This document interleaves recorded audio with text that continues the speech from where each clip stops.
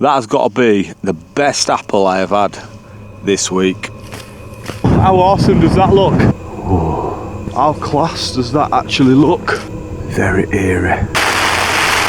Pendle Hill is known for its association with the Pendle Witch Trials of 1612, during which 10 people were accused and executed for witchcraft. To this day, people report hearing chanting late at night on Pendle Hill.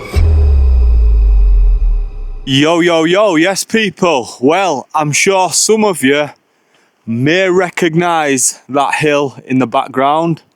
I am currently stood at the bottom of apparently England's most haunted hill. And the plan for this week's episode is to spend a night on there solo.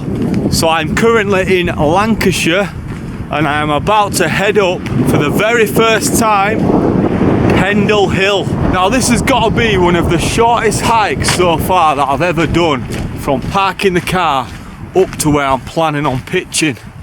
As you can see behind me, we've only got to go right up there, and although it does look like a bit of a climb, it's not actually that far in distance, less than a mile. And as you can see by the stunning views out into the distance, we've actually done a lot of the elevation by car. So it actually stands at 557 metres of elevation. However, I've managed to park the car at like 320 metres. So we haven't even got that much to climb, which might explain why, if I spin you around, I'm not sure whether you can see that, it's looking super popular up to the summit on the main path, which is all fine and dandy, but not when I'm wanting to pitch a tent quite early. Pendle Hill welcomes you, so you've got a couple options if you want to head up to the summit. You can go straight up the steps, which is supposed to be a little bit more challenging because it's a lot more direct, as you can see there. Or you can do the moderate option, which sort of zigzags up towards the summit from the left hand side. And there you can see the trig point, 557 metres.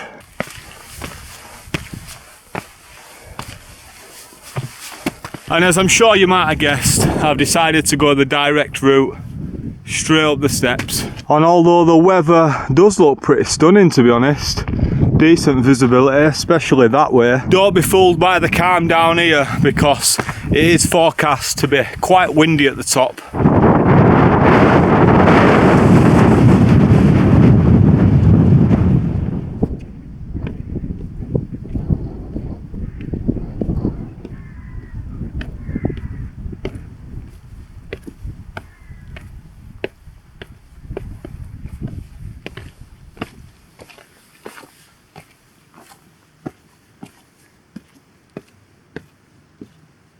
So I don't know if I'm trying to be fobbed off with a load of old nonsense here, but apparently Pendle Hill actually translates to hill, hill, hill, because pen is Celtic for hill, and then it says dun is Old English for hill, and hill is the modern English for hill, which would make sense if it were Pendle Hill, but it's Pendle Hill. So I think they just try to mug me off a little bit there or something. Now I'm not sure what the crack is once we get to the summit, because I've seen a load of people walking up before me, and I can actually see people coming up the same path I'm going up. So it's going to be far too busy to pitch the tent as soon as we get up there. So we might have to just bide us time and just chill out for a bit, wait for people to start clearing off. Looks like we're nearly at the top already, which didn't take long at all. No complaints. I think that wall that you can see there runs all the way along the summit. Yeah, I think I can see the trig point just up there. I'm just in one of those windbreak summit shelters, just getting out of the wind, obviously, because that wind chill is pretty cold. And I've got my eye on the summit from here, which is looking quite busy. So I'm just going to bide my time here, I reckon. I have got something to eat that I don't have to cook, so I'm just going to munch that now, and then we'll take a little walk up to the summit see if we can find somewhere to pitch. But although I've never been here before, it does feel very familiar. It really does remind me of the Yorkshire Free Peaks, like Ingleborough, Whernside, Penigent, that sort of business. The terrain, the landscape, even the sort of how the paths are built and stuff, just really reminds me of it. Just them rolling, I was going to say Yorkshire hills, but we're in Lancashire, aren't we? But I must admit, it is absolutely stunning up here. And depending what it is like up by the trig point, we have actually got this wall as an option to pitch against, because we can pretty much go all the way along that wall and we can pitch at either side of it, depending on which is the least windy.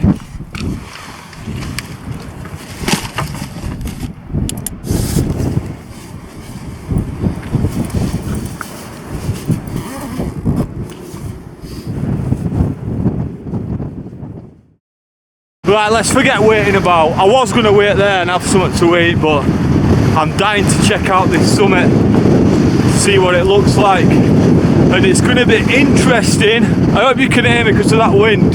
It's going to be interesting to find out what sort of night we're going to be having tonight. Will it be an eerie one? Nice and atmospheric, because there is a lot of history behind this hill from many years ago, which I will go into detail a bit later on. We might sense a little presence up on Pendle Hill, the most haunted hill in England. Now last year, about a similar time actually, this time last year, I went and did a summit camp on UK's most haunted hill, and that was Ben Macdui. And there is a tale of the old grey man, and I didn't see him. He didn't even bother turning up, and I spent all night on there as well waiting. So if you're interested in watching that video, spoiler alert, I didn't get killed by him, then make sure you check it out. I'll link it in the description, and I'll actually put it at the end of this video so you can see it. You better click on screen and all that tackle. So we're not too far off the summit. It does look like there is a trig point. I can see some people taking photos, and hopefully we'll be able to see down towards the paths to see if there's any other people making their way up here. We have got, let me look at the sun, do that little finger test. We've got about an hour and 17 minutes, I'm saying, until sunset. So we shouldn't be getting too many more people coming up once this next hour has passed. So we'll see. It might not even be suitable to pitch near the summit anyway. We might be best off heading back towards that wall, because even over by that wall we're still going to have stunning views over to whatever direction that is. I'd love to be able to tell you, but I've lost my bearings as well as my marbles.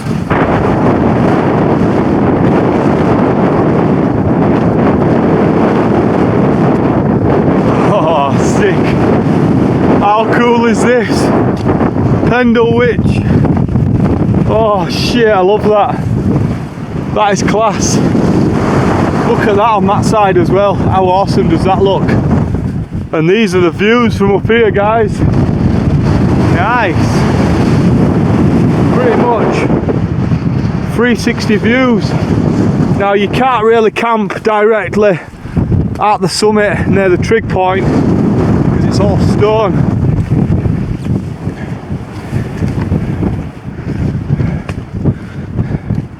But you could camp further off to the side, or you could camp further towards that side. Yeah, because I can still see people working their way up, and I'm guessing they're going to go up to the trig point. So to be able to pitch up a lot earlier, I think it's in our best interest to go back towards that wall and find somewhere that we can just sort of tuck nicely away and get pitched up. And then we can just get set up for night whilst it's still light. But anyway, this is Pendle Hill, standing at 1,827 feet in the bag. Let's give it one of these ones, eh? the Pendle Witch.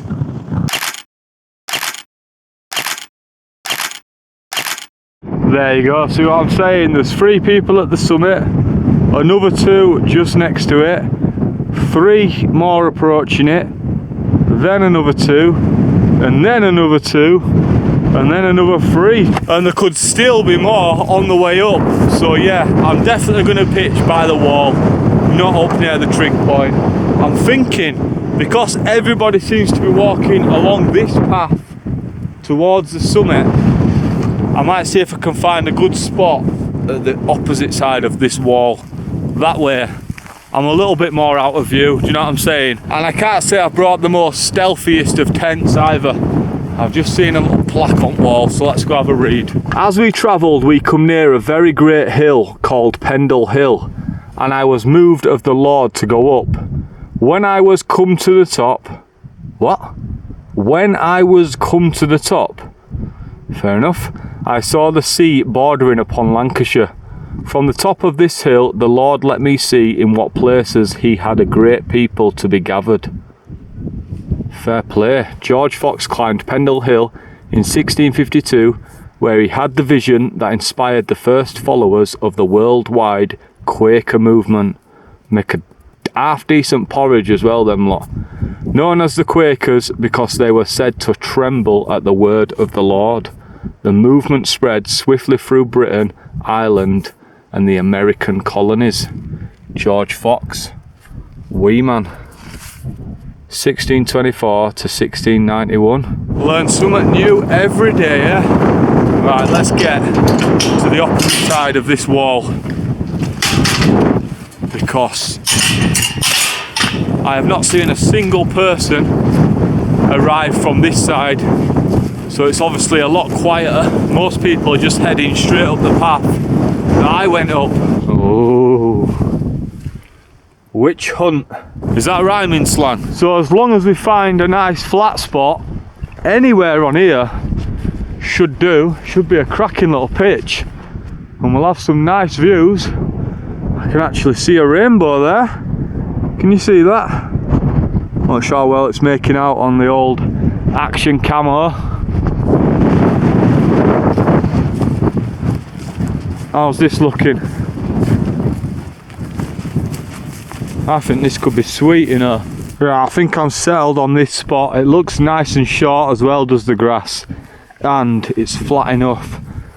There is a little bit of shite, but everywhere has its bad points. But as long as it's flat, we should get a good night's sleep. Sunset is in that direction. Not sure how much we're going to see of it, but we'll soon find out. It's looking clear enough, but just seeing a few clouds sort of working the way in. We'll see anyway. And then sunrise should be somewhere in that direction. So hopefully, as long as we get up early enough in the morning, we'll be able to head towards that wind shelter, which is slightly raised up from where I am now. And we should see a good sunrise. Fingers crossed, if the visibility stays as it's supposed to be, which is excellent. But I think for now, it's looking like a good time to get this tent up and chill out. There's still people walking to the summit. There's a great crowd of them up there, man. So if you're a regular viewer to the channel and you watch every week, you will know that last week's camp was a complete disaster. And it is the first time in a very long time. I think it's only the second time that I've had a tent actually fail on me to the point that I've had to go home, because last week the tent ripped. The only time prior to that was when I was up on Great Gable in the snow in a Naturite Cloud Peak 2, and my main zip for the outer tent broke, so the snow was just coming flying in and the tent was getting pressed down by the wind. So it's only twice that it's been that bad of a failure that I've had to actually leave. Now luckily this week's tent is bloody bomb proof, so we shouldn't have any of those kind of issues.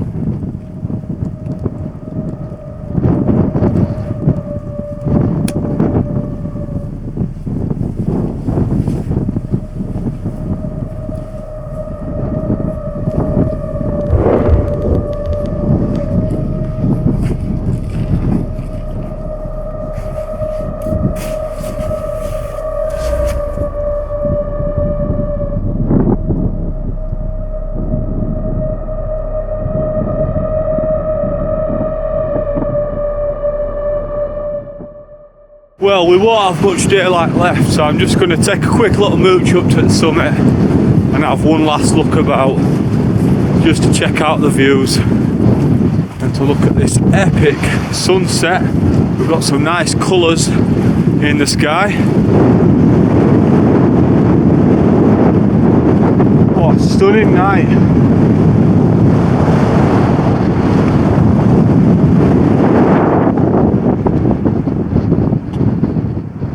So it looks like the sun is just behind all those clouds there, which is a real big shame. Those clouds don't look too promising. Looks like it could shit it down.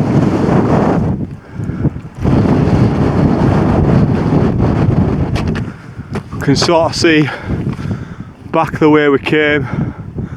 I think I'm parked. Just go towards the edge a little bit further. Let's try work this out. Oh yeah.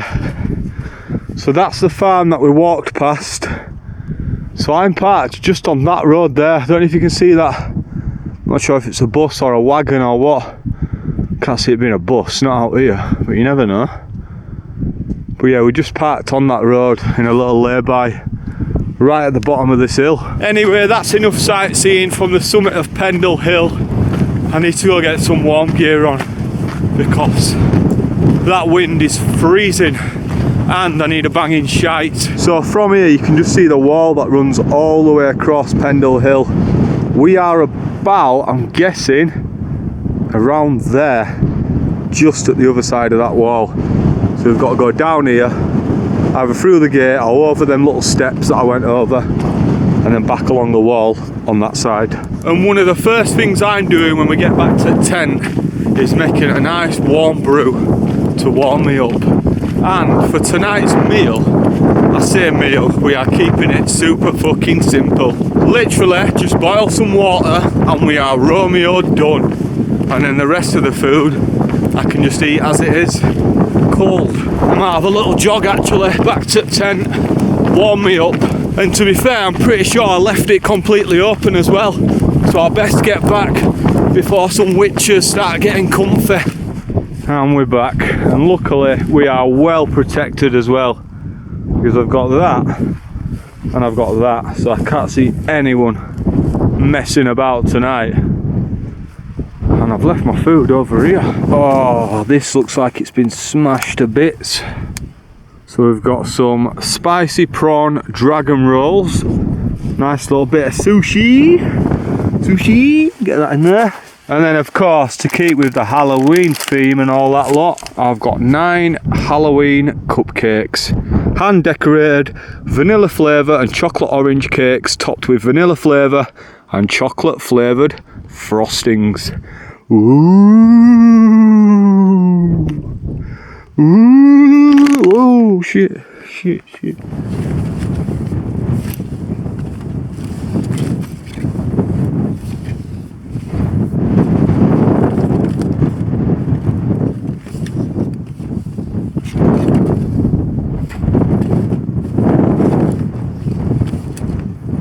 Right then, let's try some of these prawn dragon rolls. Spicy sriracha prawn, pepper and spinach California rolls with a mixed sesame seed coating. Spicy mayo drizzle, and I can't read the rest because I ripped it. Look at that.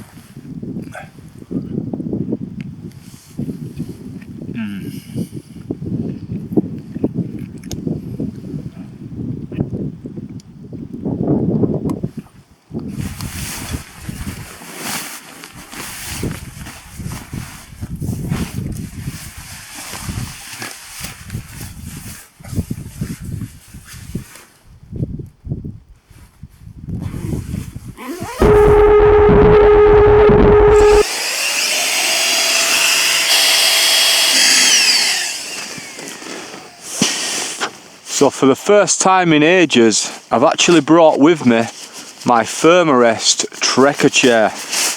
I bet it's been well over a year since I last used this. So it's made by Firmarest, the same company that make my air mat, and it's a good way of turning your air mat into a chair without adding a lot of weight. So obviously if I was to bring a separate chair, it's going to weigh a lot more than just this little piece of fabric with a couple of poles. You just slide the firm rest through there. Now from what I can remember last time, don't over inflate your firm rest. Do it a little bit less than you normally would, if anything. And then pull that through.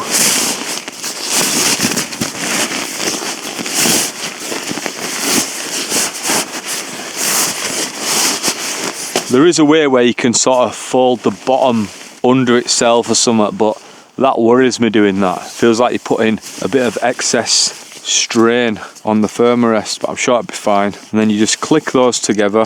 Same on this side. Hopefully you can see this all right.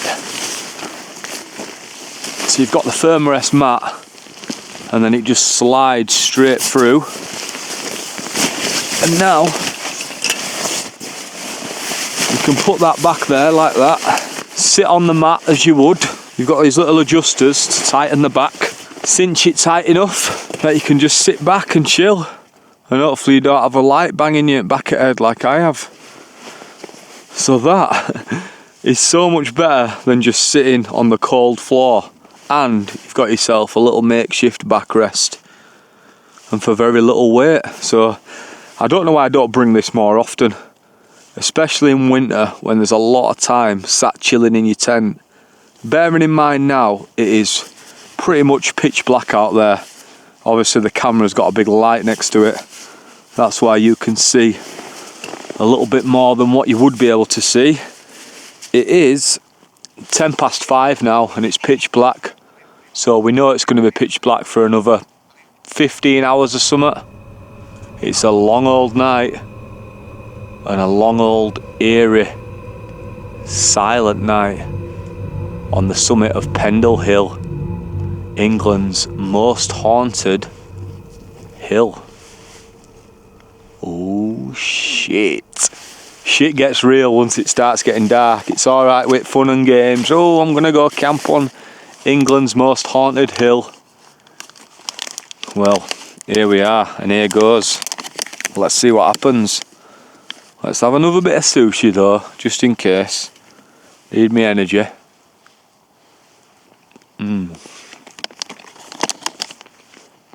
So this is really nice, but because it's like 4 degrees out here, it's really cold on my teeth, man. No good at all. Where's my Pepsi Max? That is freezing as well, but I need a drink. Although to be fair, I did say I were going to make a brew, didn't I? So let's make one now whilst it's still early, because I don't want to be having one too late. Although I'm not a massive coffee drinker and I don't really drink it at home at all, I really do love a fancy coffee, like a nice latte or something, caramel latte, which is why I always bring them when I'm camping. But I just wish, I'm sure they will do them somewhere, they did like a decaf version of the nice fancy coffees. Because I don't like coffee enough to just bring some decaf instant coffee out with me. You know what I'm saying? So if you know any like nice Costa coffee decaf versions that I can bring camping, like the little sachets that I bring, I've got some now. Let's have a look. These ones are special edition as well. So I've got some maple hazel latte by Costa Coffee. This sort of stuff, if they could do this decaf, then we'd be on to a winner. Oh, I've only just remembered. Guess what else I've got as well? Let's bring this closer to the camera so you can have a good look. Not sure how well you'll be able to see this. Can you see it? Can you see it at all? It is a mini chocolate coated apple with mini chocolate beans topping. There you are. Little chocolate apple. Not messing about on this one.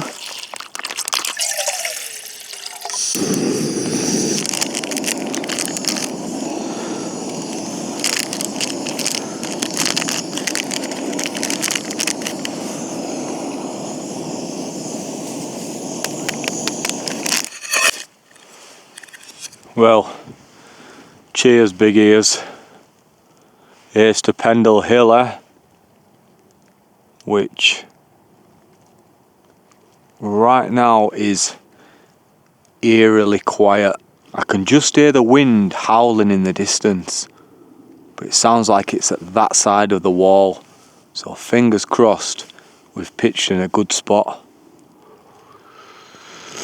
There's something about these Costa Coffee sachets when it's the sachet version, because although this is some sort of limited edition maple whatever it was, they all taste pretty much the same if you ask me, especially in comparison to when you get it from actual machine. Still nice though, really nice. This is the best part of camping, innit? When you're all set up and you can just chill out, have a nice brew, and on this occasion enjoy a nice little cupcake.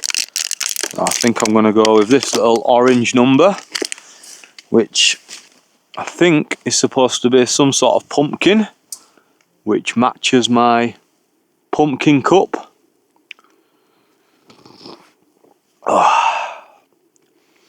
And my orange jacket, I guess. And whilst we're here chilling out, I think it's time that we have a little deep dive into the Pendle Hill story. And let me tell you a little bit more about why Pendle Hill has the reputation that it does. And we'll begin with the witch trials. Now, I'm not going to try remember all this, so I have got some stuff wrote down. I've done my research and that. So the witch trials, they weren't just superstition, they were political. King James I had just written a book called Demonology,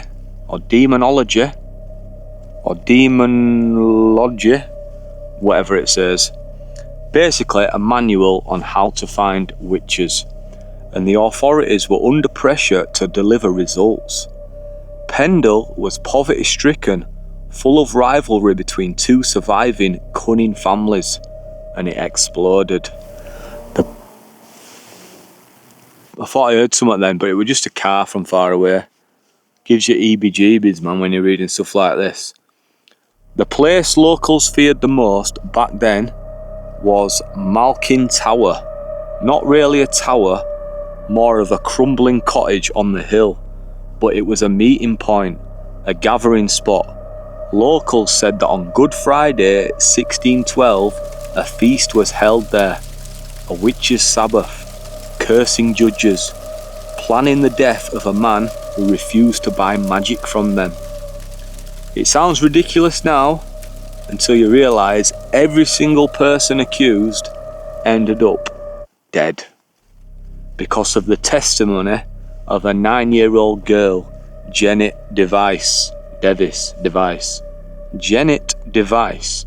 Some name, that, innit? She took the stand, pointed at her own mother, grandmother, brother, and that was it.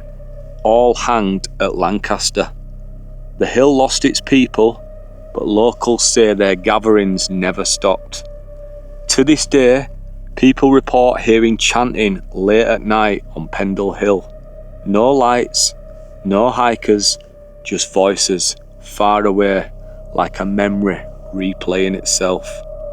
And the lights, known as the Pendle lanterns, they were described as slow-moving, yellow-white orbs drifting across the moor above ground level. Too steady to be torches, too controlled to be missed. A few walkers have followed them thinking somebody needed help, and the lights simply vanished, gone, as if they were never there. Up here, knowing that, you do feel like you're not alone, you know. It might be just sound at Golf R in distance, revving its bollocks off, flicking through DSG gears, but it's just one of them. When you know something's got history, don't know, man, your mind can start racing, playing little tricks on you and all that. But it is what it is. Just hopefully we don't see any drifting lights across the moor or hearing any chanting voices. Luckily I've brought my earplugs just in case, because I can't be having them keeping me up. And if that wind gets up, we won't hear anything over bloody rattling Hilleberg zips anyway, so we're alright either way.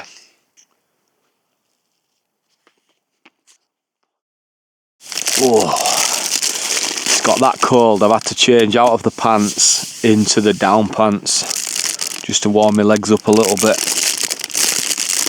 And I think I'm going to try munch this chocolate apple. That's very small, isn't it, for an apple? But anyway, I've got a feeling this is just going to make a bit of a crumbly mess.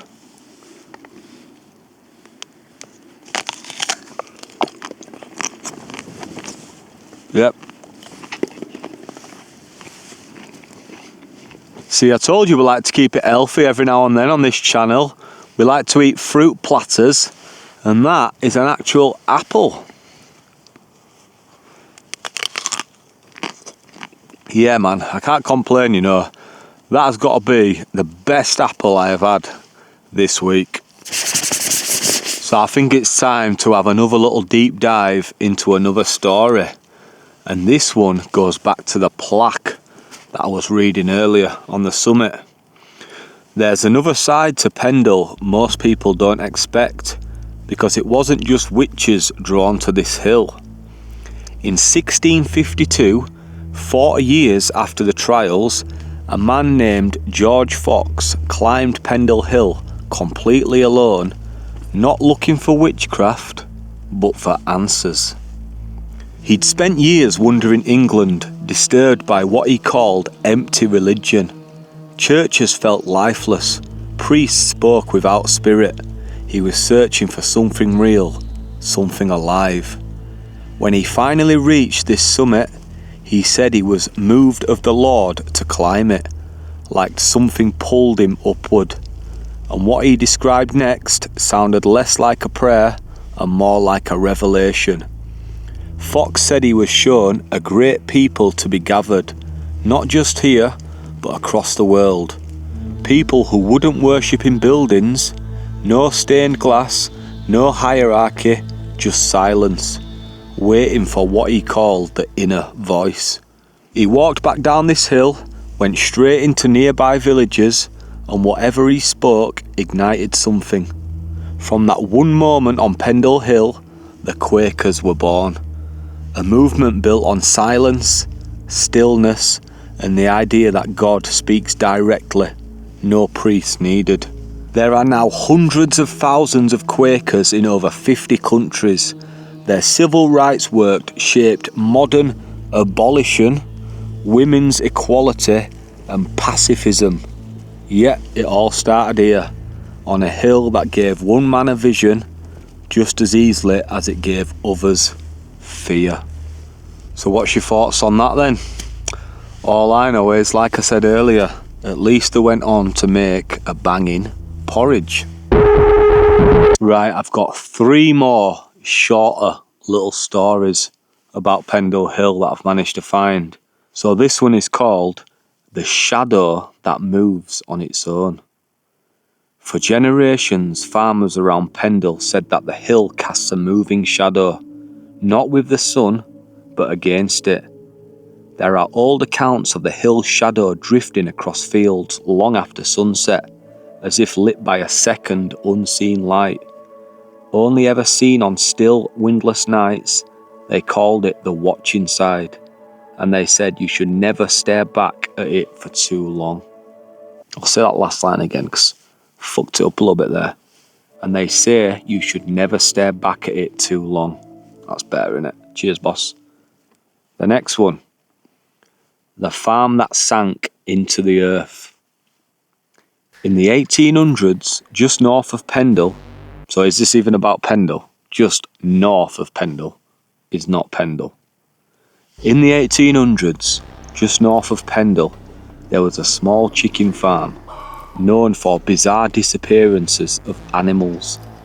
One morning, the entire farmhouse was gone. Not burned, not stolen, vanished. Just a smoking hole left behind, fresh earth like something dragged it down. No survivors, no bodies, just one iron door hinge found 10 feet deep in the mud. Locals stopped calling it a haunting after that. They started calling it a feeding. Bloody hell. The Girl in White. Whoa, how many more of these have I got? I've got two more. Two more, sorry. This next one's called The Girl in White, No Face. Night hikers have reported seeing a young girl in a white dress walking the old packhorse route near the moor. She doesn't react, doesn't look at you, just walks, barefoot, always towards the summit. But everyone who reported her said the same thing when they got close. No face, no features, like it had been wiped smooth. Pendle locals have one rule: if you see her, never follow where she's going. Ooh, shit, man. Right, last one. This one's called The Recurring Footprints. In heavy winter fog, prints appeared in the snow. That's Prince, not Prince. He ain't got his guitar with him and that. Purple Rain and all that tackle. In heavy winter fog, prints. I can't say it. Prints, as in footprints. See, we say footprints. Start again. Cheers, mate. In heavy winter fog, footprints appeared in the snow. Single file, barefoot, human, leading towards the summit from all directions and never away from it. Even in storms, even before the snowfall had even stopped, no one has ever caught them appearing. They're just there. One folklore line repeats in every telling: Pendle doesn't keep the dead buried, it keeps them wandering. Ooh, I think that's enough stories for one night, innit? I think it's time for some tea, and I'm going to keep it super simple tonight. I've just got a big super noodles barbecue beef. My favourite, these, out of all the super noodles flavours. I know there's not that many anyway, but this is the one to go to for me. So I'll have that, and I've got, just to keep it super fucking beefy up in this bitch, I've got some Space Raiders. Beef. Proper beefed out, man. And, because it's Diwali and that, or it was last week, I've got some Indian-inspired Walker's masala chicken. Love to see it, man. Beautiful stuff. And I've still got 8 of these baddies to tackle. I might have to leave a few spreaded outside here just in case that, what's she called, the girl with no face, her that wears white, just in case she comes mooching down Packhorse route again, which I think I may be directly pitched on. God knows. And he actually does. Ask George Fox, whatever his name was. Foxy!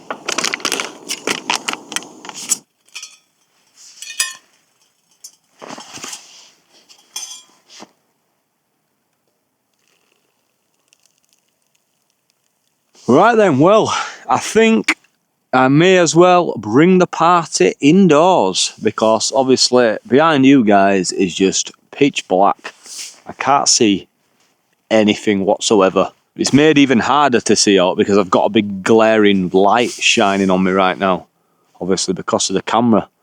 So I'm going to bring all the gear indoors, set my mat up this way, and then we can just chill out and watch summer and enjoy our barbecue beef noodles, which are just cooking nicely in there. So let's bring everything in.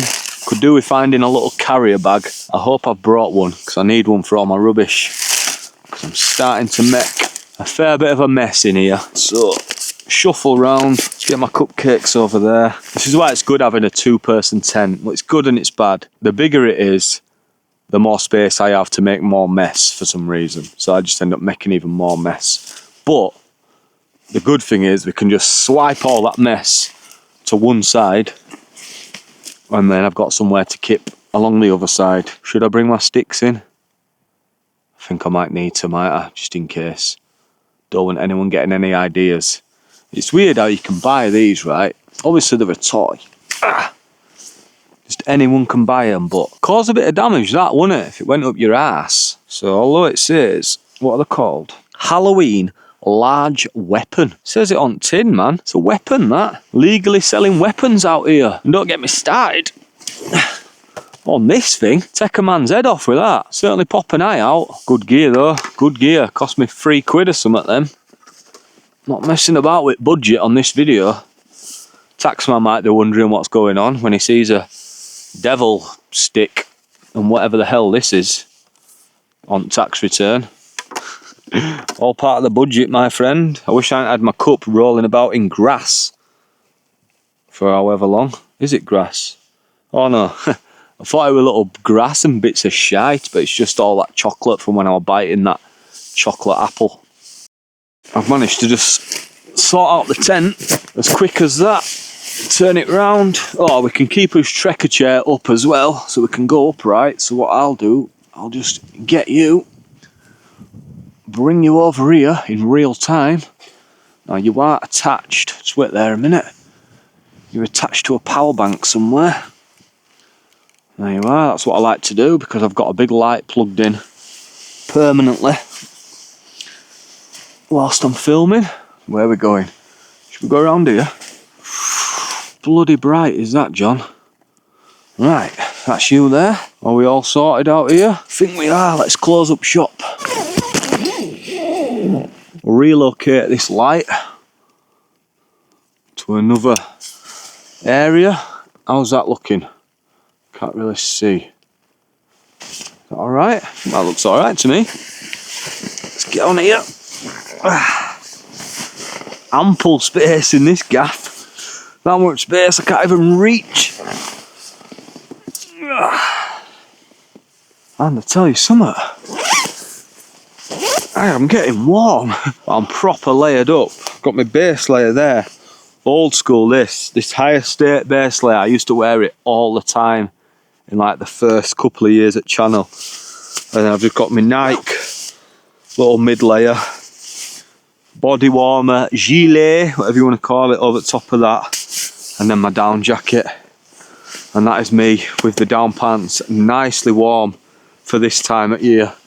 And then as it starts getting even colder, I'll draw for the big boy winter jacket. So let's see what these are saying. Not quite cooked yet, just a little stir. Everything takes that little bit longer when you're out here when it's freezing. Boiling your water for starters takes that little bit longer when it's a lot colder, obviously, because here the water is starting from a colder temperature, and the gas and the stove aren't as efficient when it's a lot colder. That's just the nature of the beast, I'm afraid.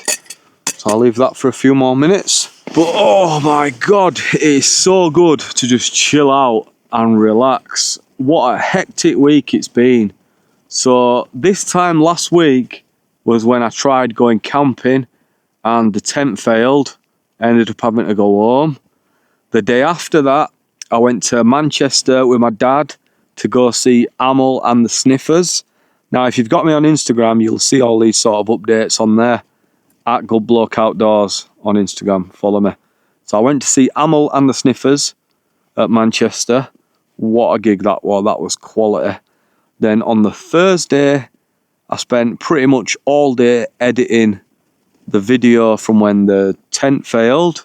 The last one when I was on the e-bike. Then on the Friday, I was best man for brother Ben's wedding. So big ups Ben and Lexi, congratulations. What a day that was. They're now married. They're actually on the honeymoon right now as I'm recording this video. And then we had a quality shindig after, and it was actually good to see some old associates that I've not seen for a while. And then I dropped them two off at about 1 a.m. ish, or I got home for about 1 a.m. and then it was straight to sleep. And then the following morning I got up at crack of balls because I had to drive down to my dad's to pick up my dad and my two brothers, and I drove us down to London. London? London? London? All the way down to London. Bloody London? And guess why we went there? To go to another gig. And who did we go see? Amel and the Sniffers, the same band that we'd seen on Wednesday in Manchester. So we went to see Amel and the Sniffers live at Ali Pally, the Alexandra Palace. First time I've ever been there. Quality venue. And that was absolutely hectic. Carnage.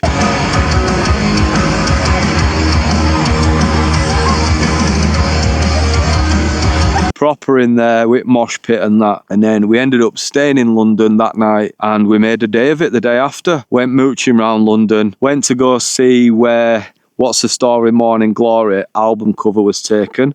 So I had a little photo there in the same spot.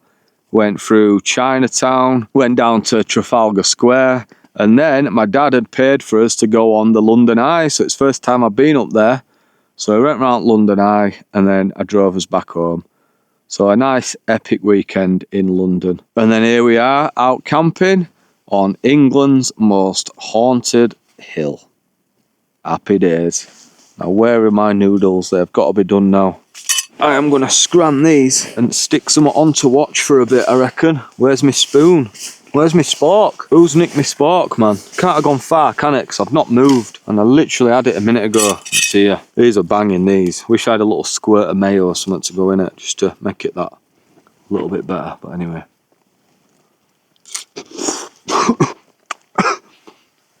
Quite hot, that. Tickled my throat. I don't mean spicy, I just mean temperature. It's a nice fresh orange as well.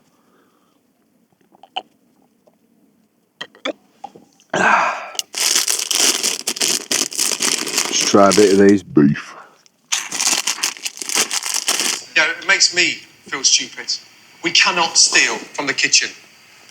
I watch some absolute shite me sometimes. So at the moment I'm watching something on YouTube called Gordon Ramsay Goes to Jail Season 1.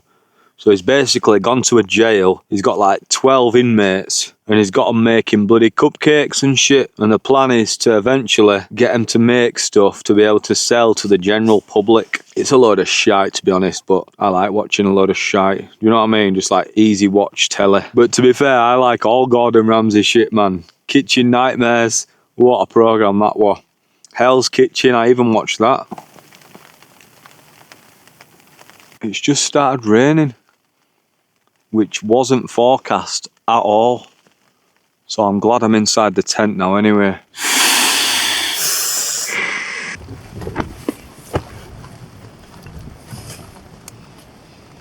I forgot that I got these as well with my meal deal earlier. So I got that sushi and I got my bottle of Pepsi and then I got some of these chicken satay skewers, which are actually quite nice. They're usually right soft and decent quality chicken. I say decent quality chicken, it's probably a load of old processed shite, but it tastes nice.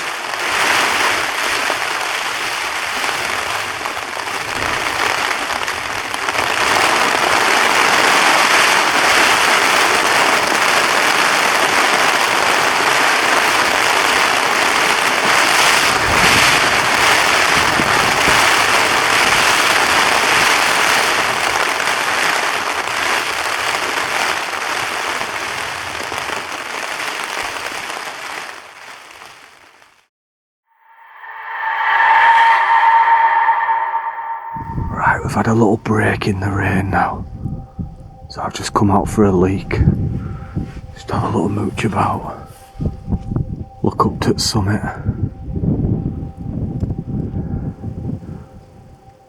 Whoa. Very eerie. There's my tent. That one. Can't see anything out onto the moors. Just see some lights in the distance. Hoping that's some sort of farmhouse or something. Can you see that on the camera? Like flashing. It's very far away though. Very eerie indeed. I'm gonna get back in the tent and probably call it a night very soon. Whoa, it's dodgy out here, man. It really isn't, but I don't know. It's just one of them, innit? Let's not overthink it. Right, guys, I am gonna call it a night and try get some sleep. So I will bring you lot back bright and early in the morning, unless all crazy happens during the night. Right. Peace out. In a bit.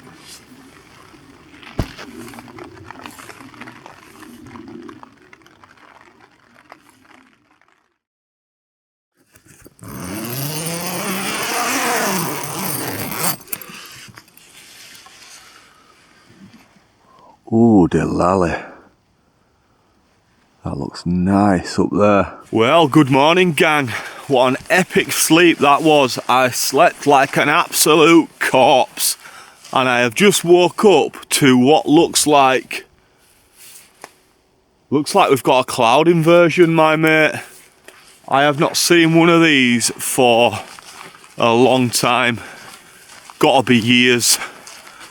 So this could be one of the most epic sunrises I have witnessed in a long time. Yeah, look at this. We have got pure cloud inversion vibes. So I'm just going to leave packing the tent away for now, and I'm just going to walk up to the summit, which already looks quite busy. There's a load of people heading up there right now, but then again, I think the view to this side looks better because we've got the cloud inversions at this side, but this looks mega, this. Let's keep going.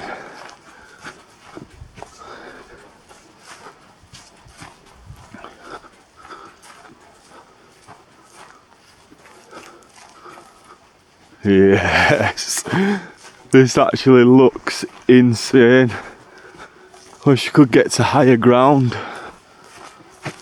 so you could see it a bit better. But look at that.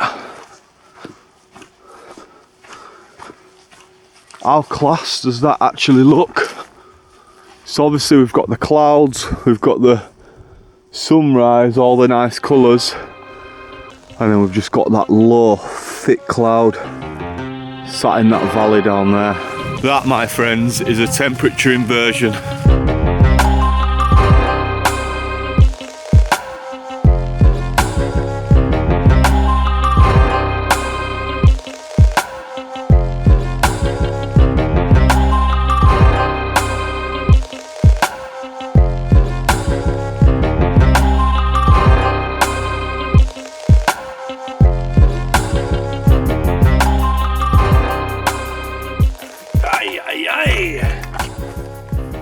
This is bloody heavy.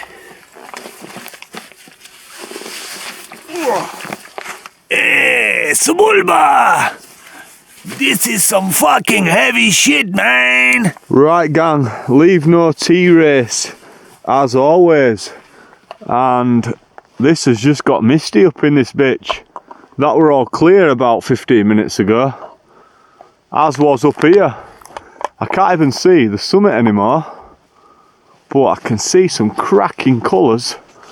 Look how cool that looks, with sun just popping up above that wall. Decent camp that, you know, and I don't want to speak too soon, but we didn't get anything dodgy happening either. I didn't see no George Fox. I didn't see no bloody white-faced dressed woman, whatever she were called, mooching about on the old pack horse route. Not sure what to make of that.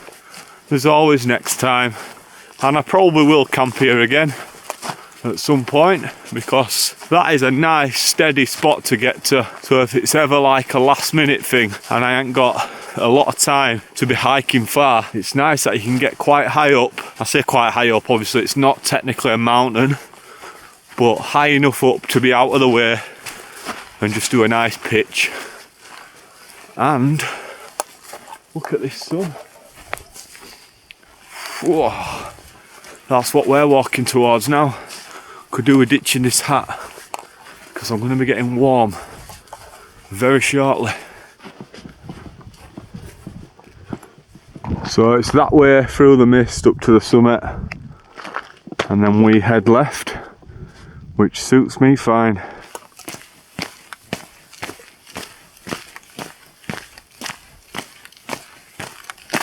And I know all this is perfect, everything is perfect right now, but I do have one tiny little bit of bad news. Not bad for you, but it's bad for me. I just bust the bottom zip on my Adidas Terex pants, my convertible pants, and I wear them all the time.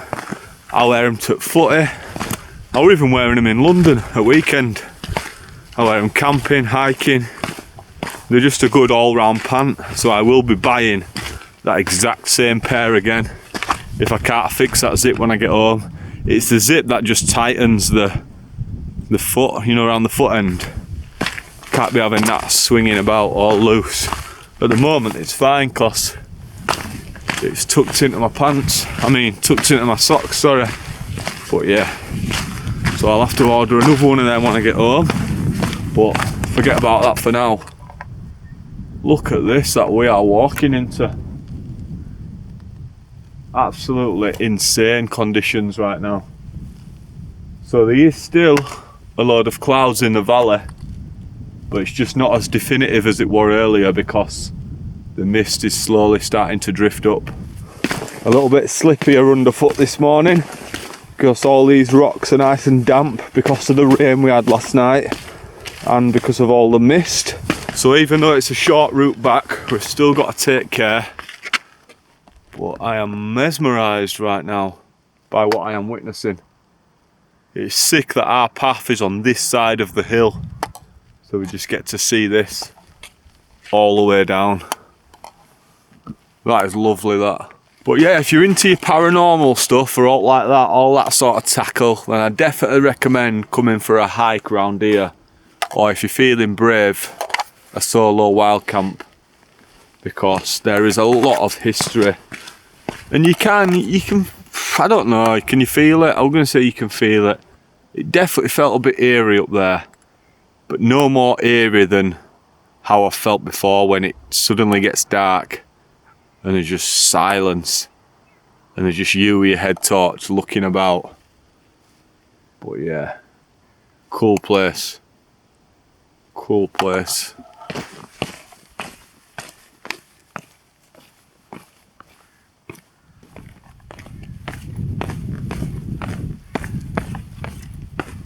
Can still see the cloud inversion over there, look, in that little valley. And even further up as well, there's just little bits, just little pockets of cloud gathering. So without getting too technical, as far as I'm aware, basically, to get an inversion, when the sun rises, the air becomes warmer than the ground level. So the moist, cold air sort of gets trapped below and condenses because it can't rise above the warm air. Does that make sense? So then it starts gathering on the ground and then creates some thick cloud. That's basically what sort of happens from what I can remember. So the air is too warm above the ground level for the clouds to rise up. Does that even make sense? I think it does, doesn't it? From what I remember when I watched a video on it before, because I wanted to know myself, that's basically what they said. So like there, for an example, the air above those clouds will be warmer than the air below it, so they're actually trapped, they're condensed. And then as the ground warms up, I guess, or as the sun sort of penetrates through, then all that cloud will just sort of lift and disappear. And now I've told you that, you can actually go read about it properly and find out how it really happens. So you can see the path we've got to go right down there, to the right, keep going along. I'm not sure if you can see that car, but there's just a little road there leading up to this farm. And then we go left, past all those trees, carry on going a little bit further, and then there's another road across there. So I've just been reading online, and down here at this farm, they've actually got a nice little snack bar, so they will sell you some refreshments, and I think they do ice cream and stuff. However, I think as of Halloween, it's closed, so it's only seasonal, which is a shame. It's called the Cauldron Snack Bar. Double check online though if you're coming to visit, but from what I've just read, it's closed from the start of November until end of March, I think, so it's just a seasonal thing, which I guess makes sense because this won't get half as many visitors as it will in the summer. Yeah, look, there's a sign there for it. The Cauldron, serving hot and cold drinks, cakes and treats, ice cream. Look at the light shining in the water on the path, just glistening from that sun, which is now unfortunately behind those clouds. Pendle Hill is well and truly in the clouds as well. So I'd say we timed that bob on because we just got up early enough to witness those colours and that sunrise. I set my alarm for 6. Man, I snoozed it.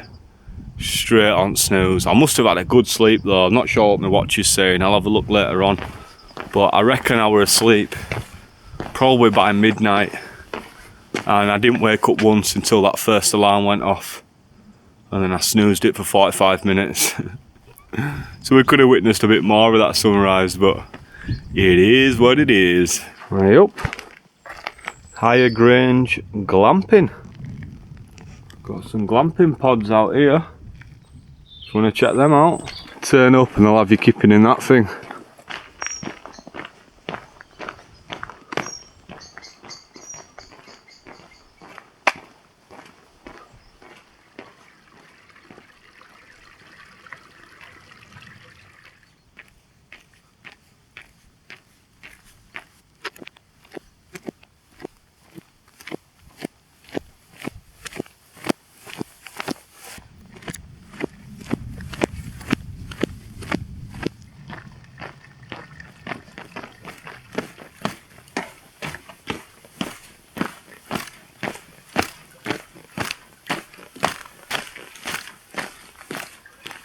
There's the whip all the way up there, can you see it?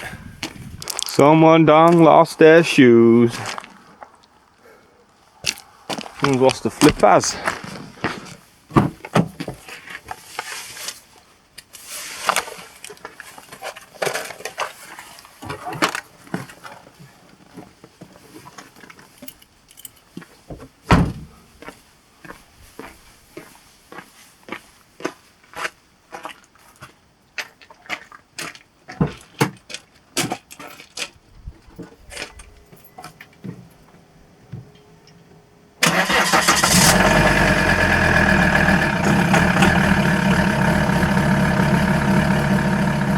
Sounded a bit bloody wobbly, didn't it? She's a beast. Right guys, back in the whip, safe and sound after another successful camp.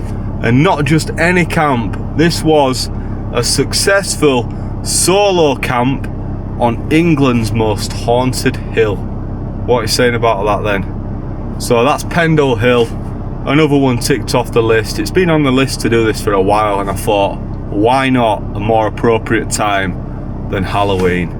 The Halloween special, what we're saying. Right, thank you for watching. Click like, drop a comment, let me know what you think in the comments below. Hit subscribe if you're not done already.